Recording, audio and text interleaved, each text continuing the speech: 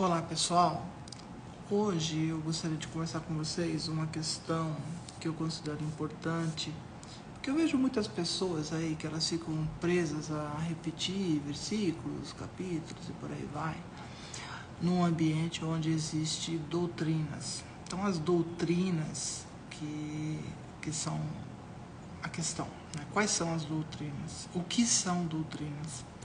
O que isso pode afetar ou não o meu entendimento da palavra do Eterno, e mais ainda, o que isso pode afetar ou não a minha própria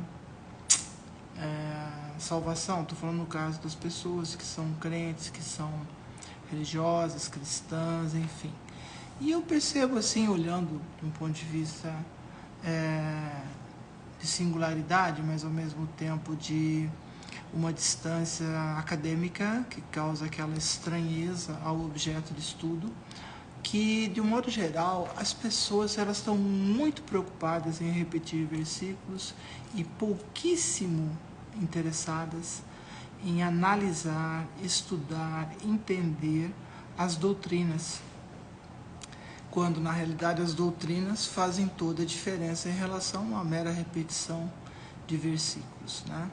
E para isso a gente precisa entender que existe uma doutrina chamada paulina, uma doutrina específica e própria de Paulo, e existem outras doutrinas, as doutrinas do próprio Messias, as doutrinas dos seus seguidores, outros que são, que eu já falei no outro vídeo, desde seus irmãos, desde os seus próximos, né, que eram efetivamente escolhidos por ele, né? A gente precisa lembrar, e talvez isso choque um pouquinho à primeira vista, mas Paulo nunca foi escolhido pelo Messias, na verdade. Ele nunca foi um discípulo do Messias. Ele não está entre os 12 chamados e nem entre o 13º eleito em Pentecostes, que é Matias, que pouca gente sabe disso, mas está escrito nas Escrituras, né? E isso é importante, porque se alguém pregar uma doutrina diferente da doutrina do Messias, ele deve ser declarado imediatamente um falso profeta e os seus ensinos severamente rejeitados. E isso é uma coisa que faz toda uma diferença, é um diferencial de águas, né? É a diferença entre o evangelho joio e o evangelho trigo. É a diferença entre aqueles que são a favor do Messias e aqueles que são contra o Messias. Precisa ficar bem claro, favor ou contra significa que concorda com os ensinamentos do Messias ou que discorda dos ensinamentos do Messias. Isso implica em não aceitar o que foi ensinado, criar novos ensinos a partir do que foi dito e também distorcer aquilo que foi ensinado. Então o ponto de partida deveria ser, né?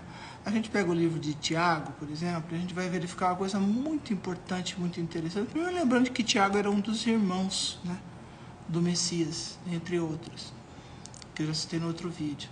E lembrando principalmente o que é que Tiago ensina e o que difere de Tiago, difere de Judas, difere de outros discípulos do Messias, daquilo que foi ensinado posteriormente a eles, por outras pessoas, inclusive pessoas que viviam na cultura grega, que é totalmente diferente da cultura judaica, hebraica.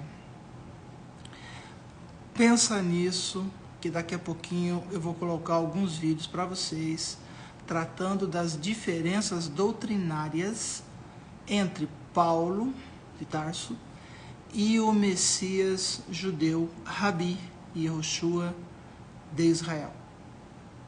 Se você vai ficar surpreso ou não, vai identificar o quanto você conhece ou não daquilo que existe na própria Escritura, inclusive na Bíblia traduzida que você tem nas suas mãos. Tá bom? Então, em primeiro lugar, lembrar do espírito de mansidão, de humildade, de paz, de tranquilidade e não discussões inúteis, contrárias àquilo que o Espírito da Verdade revela. Esse é o ponto. Então vamos tratar das doutrinas de Paulo, vamos tratar das doutrinas do Messias e naquilo que elas são diferentes e até antagônicas, contrárias entre si. Ok? Isso está no meu livro também. Sugiro a leitura, claro. Recomendo a leitura, claro.